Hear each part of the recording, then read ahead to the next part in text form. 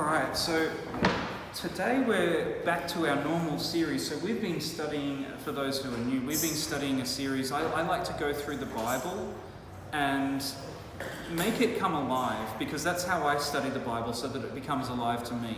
Now, you don't need to have a lot of Bible knowledge. Just be open to getting some contagious enthusiasm for the Bible. I'm going to teach you over time. Not on Saturdays. I can do studies with you during the week and teach you how to read the Bible and get, the Bible's like God's love letter to us. It's a love letter from Him telling us what He thinks about us. And so when we go through, just see how I do it and know that you can learn to read the Bible like this as well. I actually didn't grow up a Christian. I grew up in a typical Aussie family that my church was the football, every week. So that was the home I grew up in. So I learned this, and so can everyone else. So we're actually going through a couple of books of the Bible. We've been doing James, and now we're doing Galatians. It's a series together, and we're learning through this, that there's these lessons that these are both letters, and Paul wrote the book of Galatians to some people that he had been teaching about the gospel, about Jesus Christ. And then he went away, and some other people came in and they told them things that were not true and confused them. And so he's writing to them in this situation and saying, you guys have been confused. You're actually foolish if you're going along with this. I gave you the simplicity of the gospel, and you've exchanged that for these rules and these regulations. Why are you doing this? And so we're in the middle of the book of Galatians, and I'm going to go through, and you'll see that it's quite relevant to our lives. Everything that's in the Bible is very relevant to where we are today. So we finished over a fortnight ago, we were in Galatians chapter 3, and to recap, he's saying, you guys are foolish. You've left the simplicity of what I was sharing, and he actually uses some odd kind of ways of teaching them. He's talking about the idea of covenant. Does anyone know what a covenant is? Covenant? A covenant's a contract. It's a contract. We make covenants when we get married. We make covenants when we get into business agreements. We can make covenants in many ways. And God made a covenant before all time was, began, before anything that was created. He made a covenant which was, I want to create and invest value into beings. Okay, and he did that first with angels, and he did it with humanity. And his covenant was for us to, if you look at the covenants in the Bible, they all started with Adam and Eve. The first covenant was with Adam and Eve, not after they sinned, before they sinned. We often look at when they sinned, he said, I'm going to send a seed to come and crush the head of the serpent. No, before they sinned, he said, I want you to be fruitful and multiply and fill the earth. And the covenants of the Bible have two elements, land and descendants. I want you to have this land. Now to Adam and Eve, it was the whole earth. Later on, it was Israel. It got smaller and smaller, but it was the whole earth. And I want you to have descendants. I want you to multiply. I want you to fill the land that I'm giving you. And that is what we were talking about last time. Last time when we were looking at this, we were looking at how God made this covenant. It was unilateral. He didn't expect anything except for us to accept it. Okay, he's promising, how good is that? How good is that? I'm going to give you land, and you're going to fill it with your descendants. The end. Isn't that amazing? You just have to accept it. And that's where the good news of the Bible is with these covenants. And we got down to looking at what the law is. The law came in because sin came in. Sin is broken relationship. Sin is not the doings and not doings. It's broken relationship. Okay? It might look like something you do. Like if you murder someone, isn't that a broken relationship right there? You've severed a relationship. If you commit adultery, is that broken relationship? If you steal something, is that broken relationship? We often make them very much legalistic, but in the Bible sense, law is broken relationship. And there was a consequence to the breaking of relationship. God is what? God is life, isn't he? He's the source of all life. He created everything. He's the source of life. And so if you break a relationship with God, what are you breaking a relationship with? If all life comes from God and you break the relationship with God, you're severing the connection with life, aren't you? And so if you have the opposite of life, what is that? Death. So law breaking is not that God is imposing a punishment that you have to die because you've broken the law. It's the consequence is, if you break the relationship with me, then death is the result. And so what happened is the law came in to tell us that we have broken the relationship. The law is not there to be a burden. The law is there to be a mirror. It says, hey, Brendan, what was that harsh word that you said to your wife? That severed the relationship between you two. That's not the way that I wanted you to live. I wanted you to live in abundant relationship. And so that tells me, I've got to die to that. I've got to die to that wrong way of living. And so death is actually important, because death, if you not actually die, but dying to the way of living, the wrong way of living, that death allows you to be made alive in Jesus. And so we saw last time that there's this order in the Bible story where first God made the promise, then he brought in the law after we broke our relationship with him. He brought in the law to tell us, hey, you need to come back to me, and to do that you have to die. And then he brought faith in. He showed what faith is in Jesus. Jesus lived a perfect life, and then he died the death that he didn't need to die, so that we can be made alive with the life we don't deserve. We don't deserve a new life. Does that make sense? Okay? So that's the order of things. Now that's to catch you up on where we were. And now in verse 26 of chapter 3 is where I'll pick up. Because Jesus is the great equalizer. In this world, is there a lot of bigotry and prejudice? What sort of bigotries and prejudices are there? Can there be prejudice over race? We see that. Religion. Yeah, there can be prejudices over religion. Ethnicity, which is sometimes different to race. Countries, people of the same ethnicity can be in different countries. What about gender? Gender is a bit of a divide sometimes. Sometimes women get treated inferior. What other things? Class. We have class. Someone who is wealthy is considered to often be better than someone who is poor. Except the poor probably don't think that. They always want to overthrow the wealthy, don't they? And so we've got class divides. We've got divides of disability versus ability. Some disabled people are discriminated against. These are never good things, are they? And so what we're about to see is that Jesus is the great equalizer. In Paul's day, when he's talking to the Galatians, he's saying, some of you are thinking that the Jews have it better than the Gentiles when it comes to salvation. None of that is true. And so he picks up and he says in verse 26, you are all sons of God, or sons and daughters of God, through faith in Jesus Christ. If you believe in Jesus, you've entered into the family of God. You're equal. There is no difference.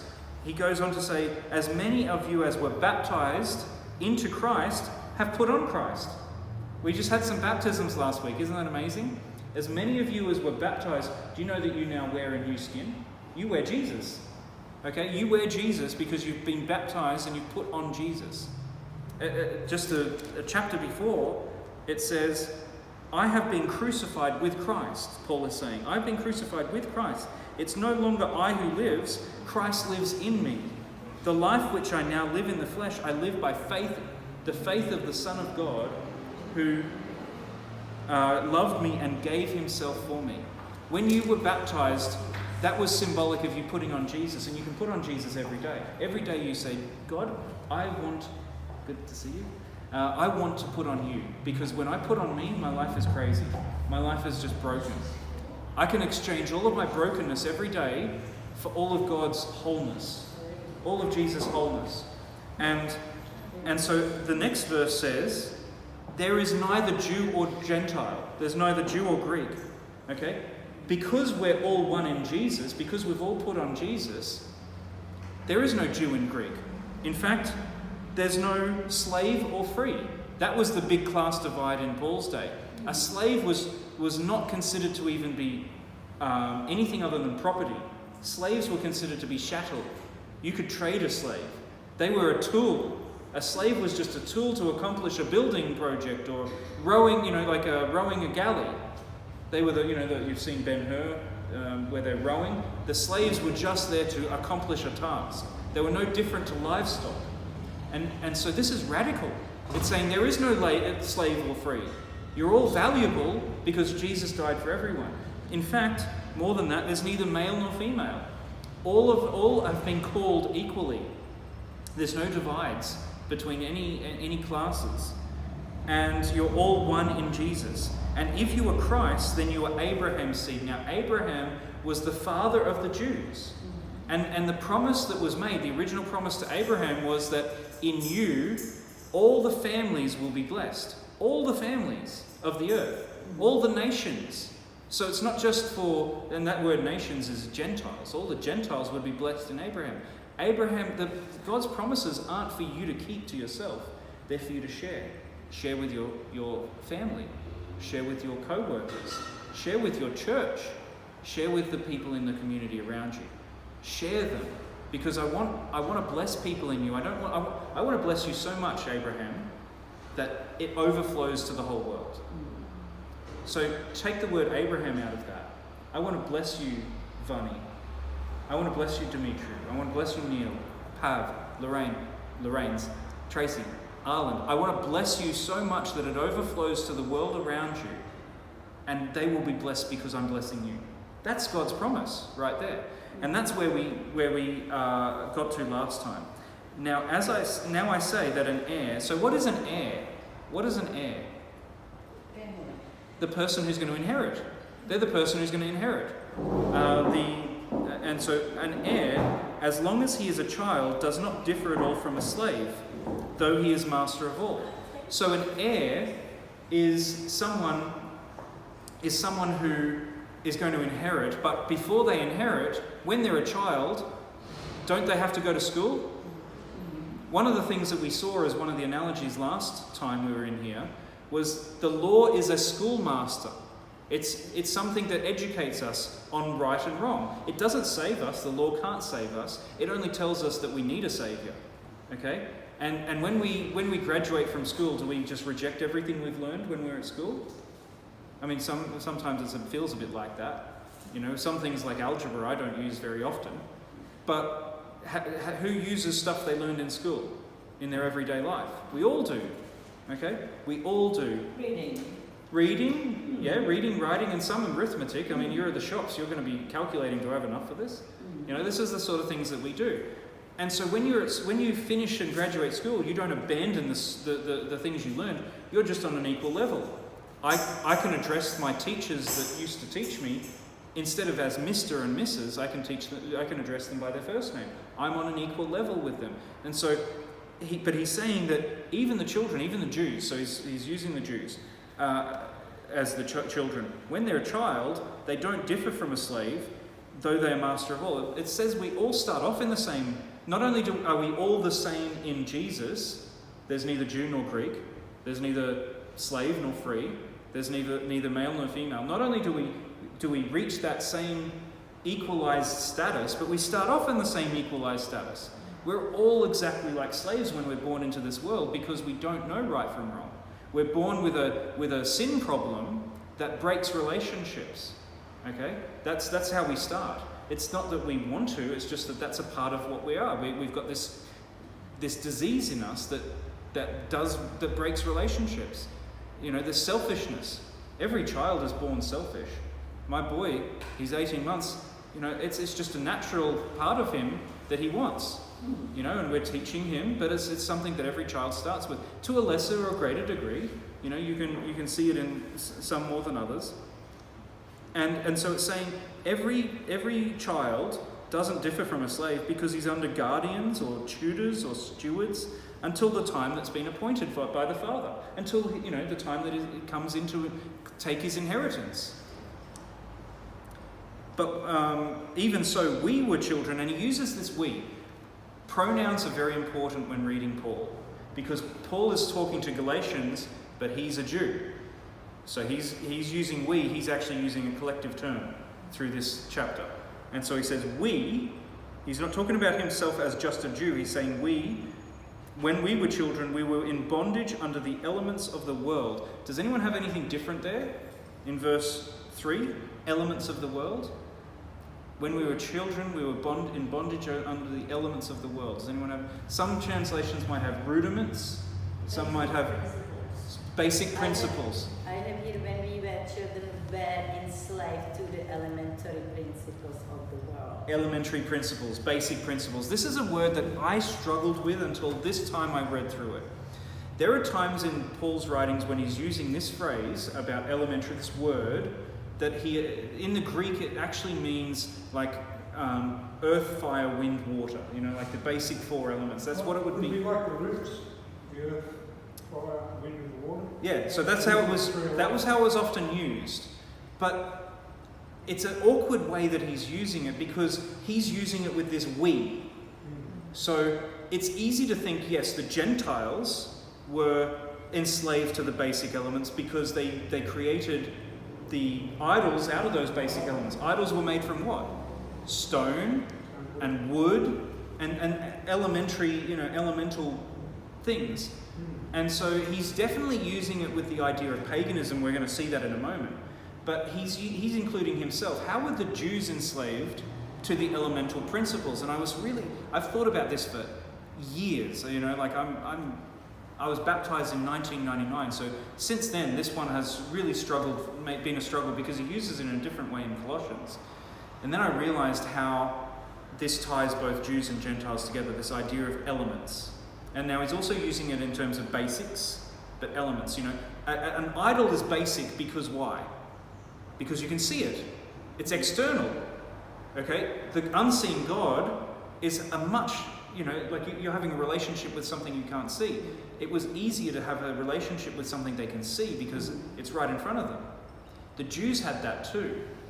The 10 Commandments, the law, was made on what? The same material that idols are made out of.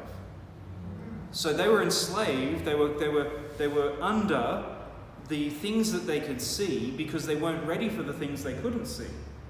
You know, our children operate on the same principle of starting out under the things that they can see, and you know, when someone's a child, can you reason with them? Actually, that's the wrong thing to do. When they're like, I'm talking this big, is it easy to reason with them? To me, yeah. To you? Yeah. What about this talk? Yeah, well, yeah. They don't have the capacity to reason. You know, the reasoning is reward and punishment. Reward and punishment is how we reason. We can't reason with them and say, well, doing that is actually not beneficial to the whole of society. Do they understand what the whole of society is? Probably not. No, that's it. So you just say the people around you. Yeah, exactly. You know, like we start off with the what they have. You know, so you can't say you don't do that because it's wrong, because they don't understand what wrongness is or rightness is. You say don't do that because it hurts your brother or your sister or your parents. You know, you deal with them on basic principles of what they can see rather than the whole of society idea or the whole of, what is rightness and what is wrongness. And so he's saying that we all start off in that perspective, and the Jews were no different to the Gentiles. The Jews were under the law, under these things that were external to them, just like the Gentiles were under their idols and their priests and priestesses.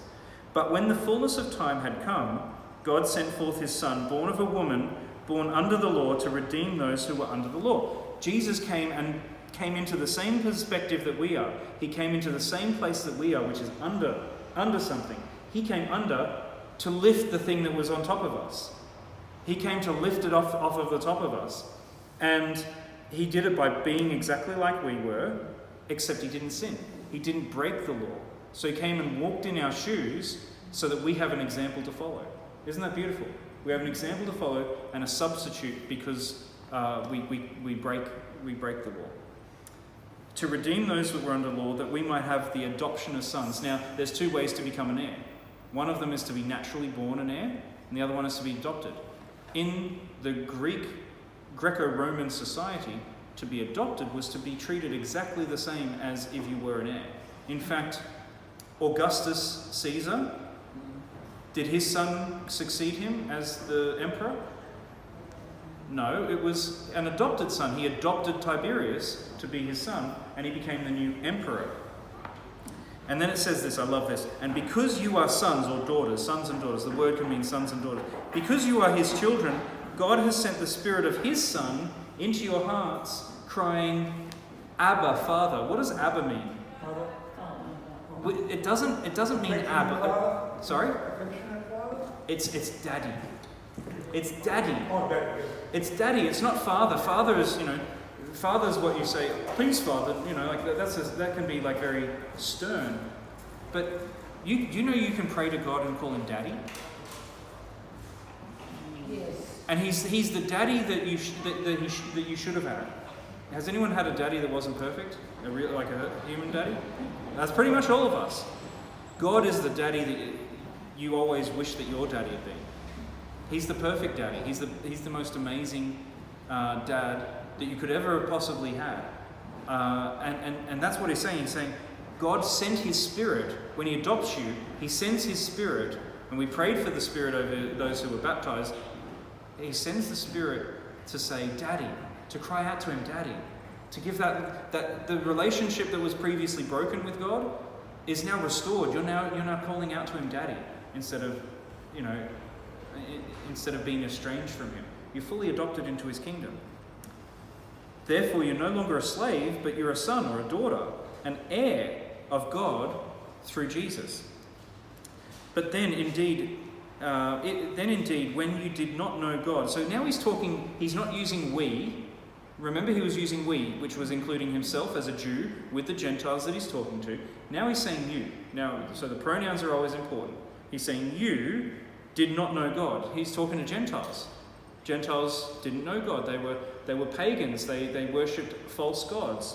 And many of us, I grew up not being Christian, and TV was my God. We can have God can be our money. God can be many other things. Before you knew God, you served those things which are by nature not God's. Okay? It doesn't have to be idols. It can be other things that we serve. What do you serve? What did you serve before you came to God? Those are the things that can be they're not gods, but they're what you've made gods. You've given your service to. But now, after you have known God, and I like to think that he's talking to his scribe. He's not writing this. He's saying he's dictating. But now, after you've known God, wait a second. Or rather, you're known by God. And the scribe's like, do I keep that? No. Yeah. Just keep it exactly as I said. Rather, now that you've known God, or actually are known by God, how is it that you turn again to the weak and beggarly elements? So for the Gentiles, the weak and beggarly elements were the idols, but now they're turning to a different weak and beggarly element. They're turning to some elements like the Jewish elements, like the law, being under the law. They're turning to some things that they used to do and some new things. The elements that they're turning to are the things that's like, you've graduated. Why are you going back to school? That's why he's saying, don't go back to school. You've graduated. You know Jesus. Why would you go and be under the law? The law is only for those who don't know that they need a Saviour yet. The law is only to tell that you need a Saviour. You've got a Saviour. You don't need the law. You can walk in the precepts of the law. And so it says, but now after you've known God, or rather known by God, how is it that you turn again to the weak and beggarly elements to which you desire again to be in bondage? You observe days and months and seasons and years. I'm afraid for you, lest I have laboured in vain. And you can see this pastoral heart of him. He's worked for these people. He's looked after them. He's followed after them. And he's saying, you're now going into practices you used to go into. He's not talking about Jewish days and months. He's talking about their days and months and years. Now, among the pagans, they had certain daily and weekly and monthly and annual festivals that they would have. They would have festivals to their gods, to Saturn, to the sun, to Jupiter. They would have these things, and he's like, you've been so confused that you're even going backsliding. You're backsliding into what you used to do.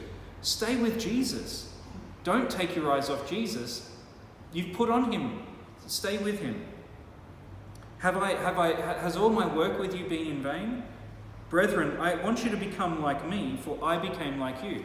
Now he's going to talk very personally to these people that he spent months with. He spent months labouring with them. You have not injured me at all. You know that you know that because of physical infirmity, I preached the gospel to you at first. Now we're going to look at what that means. My trial which was in my flesh, you did not despise or reject, but you received me as an angel of God, even as Christ Jesus.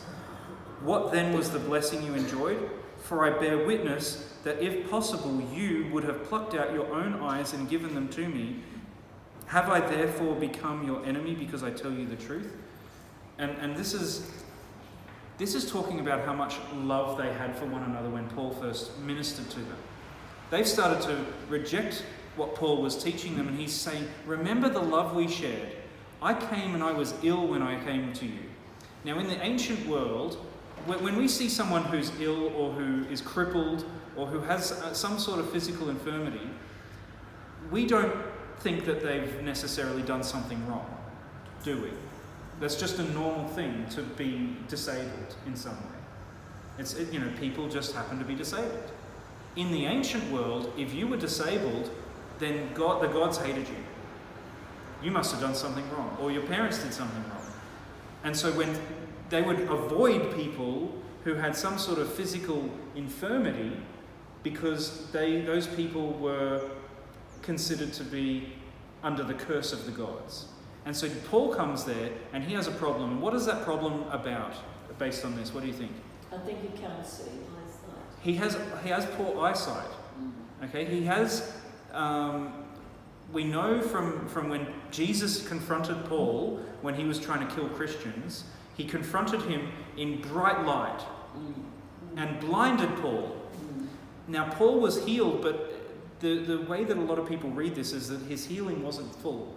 It was only a partial healing. He still stumbled around. He still needed glasses, and so he's saying, you would have plucked your own eyes out and given them to me. You didn't receive me and despise me. You received me as an angel of God, even though I was in all my weakness. He's pointing to the fact that they saw past the visible. They saw past the things that are visible to the invisible. They saw past the fact that he's coming with scarred eyesight, which he's praying to be healed, and God isn't healing it because it's a reminder of where he came from. They're seeing past that to the reality that he is someone who is coming with a message from God. Why are you then going from being able to see past the visible to back to the visible? Okay, that's what Paul is talking about. Now, Paul has a very high moral ethic. We're going to see that in the next chapter. Paul has a very high moral ethic, but the ethic isn't what saves you. Living up to the ethic is because Jesus now lives in you, and Jesus is the one doing those things. You don't do those things to be saved, but they were trying to do that as a means to be a part of the people of God. You're a part of the people of God because you're in Jesus. That's it. That's it. Who's a part of the people of God now? Yeah? We should all be able to raise our hand. If you go and you make a mistake, are you a part of the people of God still? Yes. Yes, of course you are. Go to Jesus and bury that part of you, and you're still a part of the people of God. Do you have to do anything to stay a part of the people of God? Just be in Jesus. Just continue the relationship with Jesus. That's all that it is. Once you've put on Jesus, you stay clothed with Jesus. And so he's saying you were able to look past the visible. And then he's talking about the people who are coming in to trouble them. They zealously court you, but for no good. They're coming in and they're trying to mess your lives up. They do it for no good. Yes, they want to exclude you. This is an important point. They want to exclude you that you may be zealous for them. But it is good to be zealous in a good thing always, and not only when I'm present with you. So this is a bit confusing. It sounds a bit confusing. He's saying they are trying to direct your attention from Jesus. Now, can we see Jesus right now? Not physically. Well, not physically. We can see him through this. We can see him through the eye of faith. They were diverting their attention from looking on Jesus with our hearts, to looking on Jesus, on themselves, on these humans that were there. They're saying they're trying to exclude you. How are they trying to exclude? They're trying to take you off the inclusive Jesus onto the exclusive false religion. Now that's a false religion in paganism as much as it is in Christianity. Can Christianity be false religion? Of course it can. Of course it can, if that Christianity is about doing. We were not created to be human doings, we were created to be human beings, being in relationship. And so they were trying to exclude them by saying, you need to do this, otherwise you're not part of the covenant people. Jesus already did everything so that you can be a part of the covenant people. Paul's trying to say that. Now it's okay to be zealous in a good thing. In fact, in Timothy, Paul talks about the law is good if it's used lawfully. The law is good if it's used lawfully. Can you use the law unlawfully? Can you use the law unlawfully? Of course you can. People do it all the time. Companies do it all the time to gain an advantage over other people and to avoid things. The law is good if used lawfully. The 10 Commandments are there to kill you. They're not there to give you life. And so if you use the 10 Commandments to kill the parts of you that are broken, you get a new life in those parts of you. Isn't that a good exchange? The law is there to kill us in a good way, so that we can be made alive in Jesus. That's the whole point. So it's good to be zealous in a good thing. My little children, for whom I labour in birth again until Christ is formed in you. Think of that. He places them on the level of birthing language. I care about you so much, it's like I'm having to give birth to you again. Just please, guys, please, listen to me. I would like to be present with you now and to change my tone. I have doubts about you. So he's talked really harshly to them up until now over the last few chapters. He's talked from this point of, why are you going backwards to the things that would exclude you? Jesus includes you already. Jesus is all you need. Jesus will carry you. We're going to see that in the next couple of chapters. Jesus will carry you through and give you that walking, that fruit of righteousness. But it's not something you have to do. Does any tree have to work to produce fruit? Does any fruit tree does an apple tree have to work to produce apples? No, but you do have to do something to the trees though to make it produce. But all the tree has to do, can the tree create the water around it? No. Can the tree fertilize the soil around it? No. Can the tree make sure that it's getting oxygen-rich atmosphere? God does that to the tree. You know, the person who plants the tree and tends the tree does all of that. We just have to be a tree and God will take care of the rest. If we are a tree and put ourselves in God's hand, He will water us, He will fertilize us, He will bring the fruit. We don't have to make the fruit happen. The tree doesn't have to make the fruit happen. It happens if someone is supplying the nitrogen, the oxygen, and the water. That's all the tree has to do, is just be a tree. So what we're looking at in Galatians is the work is already done. It's elementary. Okay, that's my cryptic title for this it's elementary. The elements are there when we need them as elements. You know, we don't need to look at what we can see now that we can see past that. We can see past that to Jesus. Don't let your eyes be taken away from Jesus.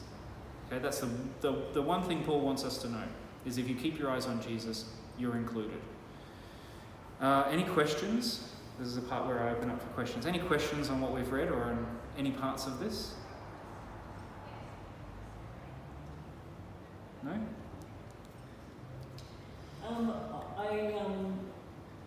Just speaking to somebody who came from, as a Catholic when I was in my mid-40s. And I agree with what you're saying. If you take it to Jesus, He's the all-in-all.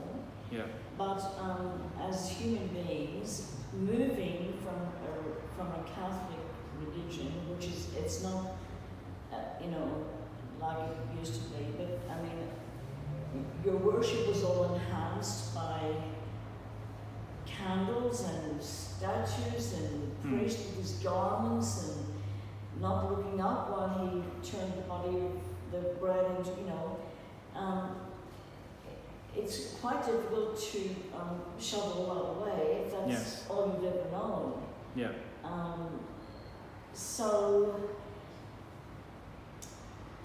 even Peter says, Paul sometimes says things are really hard. He says that now you're saying Peter. So there's no doubt he was sent by God and all of that, which I appreciate. But sometimes he's too direct. He's very direct because he sees this as being the crucial thing. Yeah. He sees how crucial it is to be diverted back to forms and elemental principles. Yeah. He's like, you guys, if you go down this track, you're going to fall off the cliff. You will be excluded because you'll be taking your eyes off Jesus. Do you remember when Peter walked on water? Mm-hmm. Does anyone heard that story? Peter walked on water. There was this storm that was happening. Jesus was walking on the water past the boat that they were in, and Peter cries out, "Is that you, Lord?" "Yes, it is." Can I come to you? And Jesus says, "Come to me." And so he gets out of the boat and he starts walking on the water. And we think of walking on the water like, the water's just a calm thing like this. No, the water is like doing this. It's like, it's storming, okay? And Peter's walking on the water to Jesus.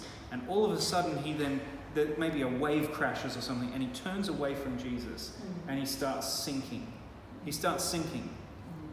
And then he's like, "Oh no, I'm not walking on water anymore."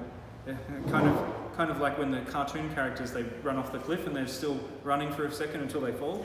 He's like, Wile E. Coyote, yeah, it's a bit like that. And he starts to sink and he's like, "Lord, help me. Lord, save me." And what does Jesus do? Immediately grabs him, picks him back up on the water and puts him in the boat. They walk to the boat. Walking on the water is possible when we look to Jesus, and talking spiritually walking on the water, like the new life that we have. We can sometimes turn away. Does that mean we're not saved anymore? No. Jesus is always right there the moment we say, "Save me." Does anyone want to know the difference? But does anyone know the difference between a righteous man and an unrighteous man in the Bible? No. In Proverbs, it says, "The righteous man falls down 7 times and gets back up. The unrighteous person does not get back up when they fall down." Both the righteous person and the unrighteous person fall. They fail, they make mistakes. The difference is one gets back up. How do we get back up? We turn to Jesus and say, "Save me again." And he's like, "No worries, back up." The unrighteous person is the one who just stays there and doesn't get back up with help. Not their own help, with Jesus' help. So with regards to the Catholicism and the fact that they try to enhance their worship, it's not enhancing it is the point. The worship isn't enhanced because they are looking to the visible things, the candles and the idols and these things can be beautiful. Stained glass windows are beautiful. But if that's all you have in your head, then you're limited by that. You're limited by the things that are visible because God is beyond the visible. He's the invisible God. He's the God who can accomplish more than we can see. He can bring people to where they need to be so that they can be baptized when we've been praying for them for ages. That's the God that we serve. And if we focus on that, it's not enhancing it. It's actually subtracting from and that's what the idols do. That's what the 10 Commandments do. If the 10 Commandments become your idol, which it was to the Jews, that doesn't enhance the worship, it subtracts from the worship. Any other questions? We'll close and we will pray for the food as well. Father in heaven, we're just so thankful for the fact that you are an inclusive God. You just want to equalize everything, make a big, gigantic family for everyone who loves you and that you love. And Father, we just want that promise of Abraham, that you will bless us so much that it just spills over to everyone that we know and blesses them. We want all the families of the earth to be one big family, just like you do. We thank you so much that you've provided everything that we need, and you don't even care when we stumble. We're your kids. You just reach your hand out and pull us back up.